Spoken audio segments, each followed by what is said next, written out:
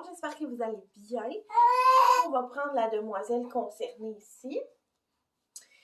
Parce que sinon, elle va chier. Donc, aujourd'hui, on se retrouve pour une vidéo style récit d'accouchement. J'en avais fait une là, pour mon accouchement d'Ézéchiel que je pourrais vous mettre en barre d'infos si ça vous intéresse. Aujourd'hui, je vais vous raconter mon accouchement avec Olivia. C'est pas la grosse affaire, là. J'ai eu une césarienne planifiée, donc c'est pas, il n'y a rien de très exceptionnel, mais je me suis dit que ça pouvait peut-être rassurer certaines personnes si jamais c'est planifié que vous ayez une césarienne. Donc, c'est parti! Donc, je me suis fait des petites notes pour m'aider un petit peu à me retrouver, là, c'est pas passer du coq à l'âne, en tout cas le moins possible. Donc, pourquoi j'ai eu une césarienne, en fait, planifiée? Parce que à Ézéchiel, c'était quand même un gros bébé. Ézéchiel pesait 8,4 livres à la naissance, à 41 semaines. Puis, il y a eu une dystocie des épaules quand il est né, ce qui peut entraîner plusieurs séquelles par la suite, ce qui n'est pas arrivé par chance, mais c'est un risque qu'il peut avoir avec une dystocie des épaules. On a dû utiliser les forceps pour sortir Ézéchiel également. Donc, ce qui faisait en sorte que c'était une option pour moi d'y aller avec la césarienne avec Olivia, avec mon deuxième bébé, pour éviter cette complication-là. Je ne voulais pas prendre de décision hâtive durant ma grossesse, donc moi, j'avais planifié d'attendre mon écho de croissance de 34 semaines pour m'assurer, pour voir où est-ce qu'on en était rendu, c'était quoi le poids estimé de bébé, pour être capable de prendre une décision éclairée. Donc, arrivé à 34 semaines, j'ai eu mon échographie de croissance. Olivia, je sais plus, je pense qu'elle était déjà à 6 livres, 5 livres, 6 livres et quelques à ce moment-là. Donc, on l'estimait, là, rendu à terme à peu près le même poids. Donc, un 8,4, 8,5 livres environ. Donc, à ce moment-là, selon le percentile qu'elle était rendue, je me souviens plus c'était quoi le percentile, là, mais c'était quand même haut, là, 80, dans les 80 quelques. Donc, étant donné qu'il était possiblement le même poids qu'Ézéchiel à la naissance, j'ai envisagé l'option d'avoir une césarienne. Il y avait aussi l'option qu'on me provoque d'avance, mais c'est ça. Donc, j'ai choisi de possiblement aller avec la césarienne. Donc, j'ai eu ma rencontre avec la gynécologue pour qu'elle puisse m'expliquer le fonctionnement, qu'elle puisse regarder mon dossier et tout. Puis, durant son rendez-vous-là avec la gynéco, elle, en regardant mon dossier, puis tout ça, elle était comme, ben écoute, oui, c'est sûr qu'il peut avoir la même complication avec un deuxième accouchement naturel et tout ça. Par contre, si tu le souhaites, à moins que tu sois sûr à 100% que tu veux une césarienne, là, si tu le souhaites, on peut faire une échographie le lundi d'après, puis on peut voir elle est rendue à combien, puis regarder à partir de là s'il y a possibilité pour toi que tu accouches naturellement. Donc, moi, ça me convenait vraiment. Le fait qu'elle me propose une échographie pour voir à peu près la grosseur d'Olivia, ça me convenait vraiment. Donc, rendu là, j'étais à 37,2 semaines. Donc, la journée de l'échographie, on fait l'échographie et tout. Puis là, elle dit, ben, elle est rendue à environ 8 livres et 3. À 37 semaines. Donc, c'est sûr qu'il y a une marge d'erreur, là, quand même, parce qu'elle est née à 8 livres et 5 finalement. Mais à 38,5 semaines. Mais quand même, c'était quand même un pas pire bébé. Donc, à ce moment-là, la gynécologue elle m'a mentionné que oui, effectivement, la césarienne pourrait être une meilleure solution parce que, je veux dire, à moins qu'on me provoquait le lendemain, elle allait continuer de grossir, là, tout ça. Donc, les risques étaient pareils. J'ai décidé d'y aller avec la césarienne après beaucoup de larmes dans le bureau de la gynécologue. Donc, la césarienne avait été cédulée pour le 11 novembre, date de naissance de Madame Olili. Donc, le matin, on m'a donné les recommandations, qu'est-ce que je devais faire. Donc, je devais être à jeun 8 heures avant ma césarienne. Là, je devais être à jeun à partir de minuit la veille. Je devais aussi me laver avec un savon spécial que je devais acheter en pharmacie. Puis, j'avais pas besoin non plus de me raser la région. Une chance, parce que je me rendais pas très bien. Je devais me rendre pour 9 heures à l'hôpital le matin de la césarienne. Donc, ma mère est venue là, le matin même pour pouvoir regarder Ézéchiel durant les journées que j'allais être à l'hôpital. Donc, vers 9h, on arrive à l'hôpital. On se fait installer dans notre chambre. Ça a été quand même assez rapide, honnêtement. Ensuite, tout le matin, honnêtement, on a vraiment juste chillé. Là. On a regardé des séries. J'ai relaxé, j'ai dormi un peu, puis tout ça. Donc, vers midi, on change pour être prêt pour quand il allait venir nous chercher pour nous amener au bloc. On m'a donné aussi un médicament anti-nausée avant d'aller là-bas. Fait que rendu au bloc, on a attendu quand même un bon moment là, avant que la gynécologue vienne nous expliquer comment ça se passerait, puis l'anesthésiste également. Donc, papa, il a attendu pendant l'anesthésie, donc pendant que je me faisais donner la rachidienne. Il attendait. Ensuite, un coup, j'étais toute installée, il venait me rejoindre dans la salle d'opération. Je vous dirais que la rachidienne, c'est vraiment, vraiment spécial. C'est vraiment pas pareil que l'épidurale. Ça me gelait au complet. Le feeling était vraiment pas pareil. Et ça m'a donné beaucoup de nausées, j'ai vomi. Mais par contre, j'ai pas eu aucune douleur là, pendant la césarienne, donc ça c'était parfait. Donc, un coup que j'ai eu ma rachidienne, que j'étais bien installée avec le tout, papa est arrivé dans la salle d'opération. Ils ont procédé à la césarienne, donc ils ont sorti Madame Poulet, ils ont sorti Olivia. Puis là, je l'ai vue, là, toute grosse. Elle était vraiment cute. Puis après ça, ils l'ont mis sur moi. Puis après ça, pas longtemps après, dans le fond, mon chum a quitté la salle à la fin de mon opération.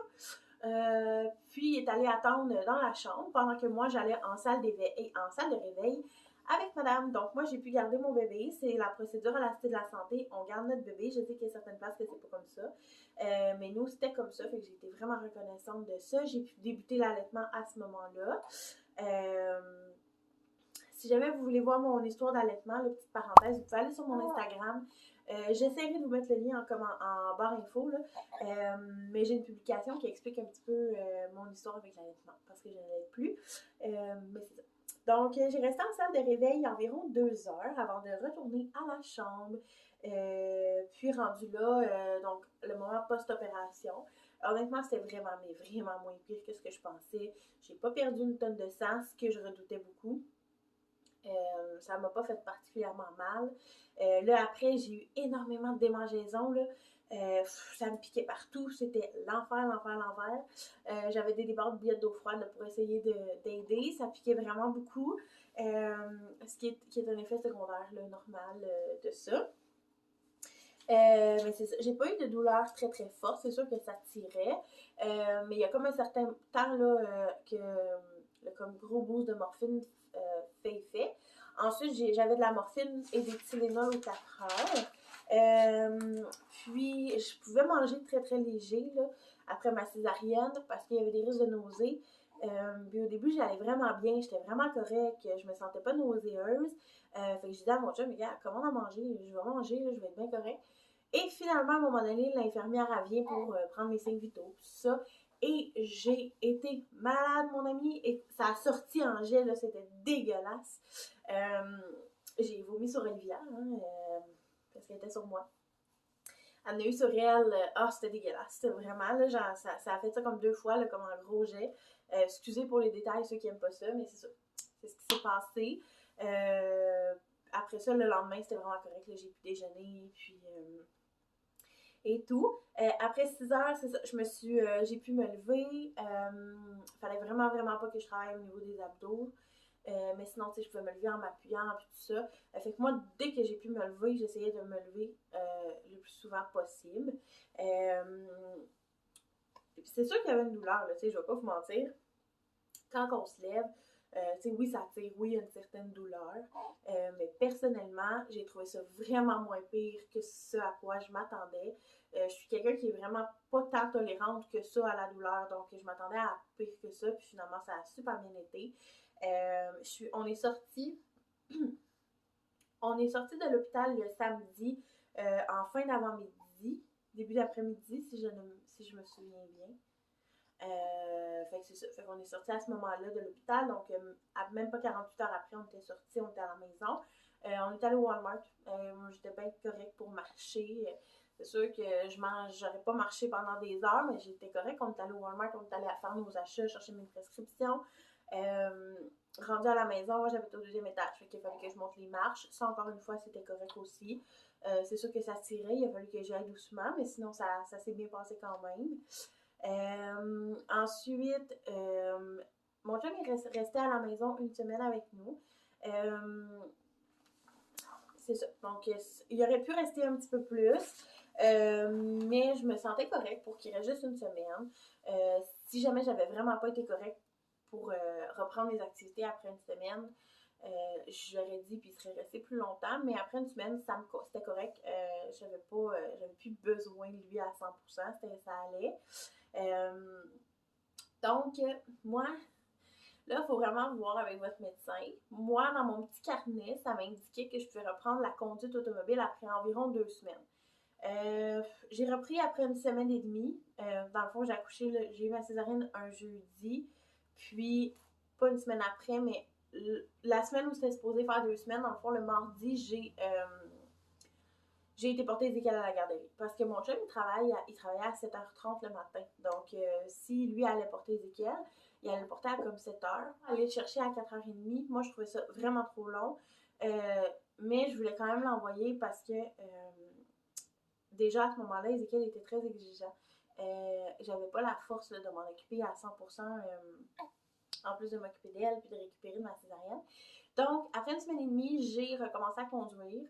La garderie n'est pas très loin, là, elle était à 10 minutes d'ici. J'ai même pas besoin de prendre l'autoroute pour y aller si je veux pas. Ça a super bien été. Le seul hic, c'est que c'est ça. J'habite au deuxième étage, donc il fallait que je prenne la coquille puis que je descende les marches, ce qui est vraiment pas recommandé. Mais c'est ça, je l'ai faite. J'y allais doucement, ça a super bien été. Au niveau de ma plaie césarienne, j'ai eu une petite infection quelques semaines après. Mais ça s'est réglé avec des antibiotiques que j'ai pris pendant 10 jours. Tout était beau par la suite, donc j'ai pas eu besoin là, de me faire drainer quoi que ce soit. Ça allait super bien. J'avais un hématome par contre au-dessus de ma plaie. Ça faisait comme une petite boule dure là. Mais c'est ça, on m'a dit que c'était un hématome, que je pouvais mettre de la chaleur dessus puis que ça allait partir et c'est parti avec le temps. Puis sinon, là, après un mois et demi, j'avais plus de douleur, pas du tout. Là, un mois et demi, là, j'avais plus aucune douleur. Là, je suis à 3 mois postpartum. J'ai plus aucune douleur à ma plaie. Là. Elle est super belle, ça va super bien. Fait que c'est pas mal ça, honnêtement. J'ai recommencé à prendre Ezekiel dans mes bras après 5 semaines postpartum. Fait que c'est pas mal ça au niveau de comment ça s'est passé. Mon expérience en général a super bien été. Comme je vous ai dit, ma guérison a bien été aussi. J'étais vraiment plus reposée, évidemment, après une césarienne planifiée que si j'avais travaillé pendant 20 heures pour accoucher. Donc, c'est sûr qu'après, là, ça a été plus facile niveau moral un petit peu, récupération, étant donné que mon sommeil allait quand même bien. Puis j'ai été chanceuse cette fois-ci. Olivia faisait quand même des beaux dodos. Elle dormait là, des 3-4 heures là, d'affilée. Ce qui est très bien, étant donné qu'avec Ezekiel, il dormait des 30 minutes d'affilée. Donc, niveau sommeil, j'étais quand même capable. Je me réveillais moins souvent une fois avoir accouché que pendant ma grossesse avec les pipis et tout ça. Là. Donc, voilà. Fait que c'est pas mal ce qui englobe mon récit d'accouchement. Comment ça s'est passé le avant-après. Écoutez, ça se peut que j'ai oublié des choses, mais je pense que ça fait pas mal le tour. Comme je vous dis, c'est vraiment pas grand-chose, là, dans le sens où c'est rien passé d'exceptionnel. C'était une césarienne planifiée. C'est quand même assez simple comme procédure. Mais c'est ça. Moi, j'avais très peur avant la chirurgie. Ça m'inquiétait beaucoup. J'avais peur qu'il y ait des complications. J'avais peur d'avoir hyper mal après. Ouais. J'avais peur d'avoir super mal après. Ça me stressait énormément, mais finalement, ça s'est super bien passé. Fait que si je peux en rassurer une ou deux avec mon petit récit, ben ça sera ça. Fait que c'est pas mal ça. Petite popoune est née le 11 novembre à 14h14. Un beau gros 8 livres et 5. Elle est née à 38,5 semaines. Maintenant, je pense qu'elle est rendue à 15 ou 16 livres. Elle est quand même assez dodue. Mais elle grandit bien, elle se développe bien. Ézéchiel adore sa petite sœur. Ouais, Olivia elle adore son grand frère. Donc, c'est pas mal ce qui conclut mon récit d'accouchement. Si jamais vous avez des questions, donc si jamais vous avez des questions, là, n'hésitez pas à me les laisser en commentaire. Vous pouvez partager aussi là, vos histoires à vous, vos histoires d'accouchement. Ça me ferait vraiment plaisir de vous lire. Puis sinon, je vous laisse là-dessus. Puis on va se revoir dans un prochain vidéo, prochain vlog.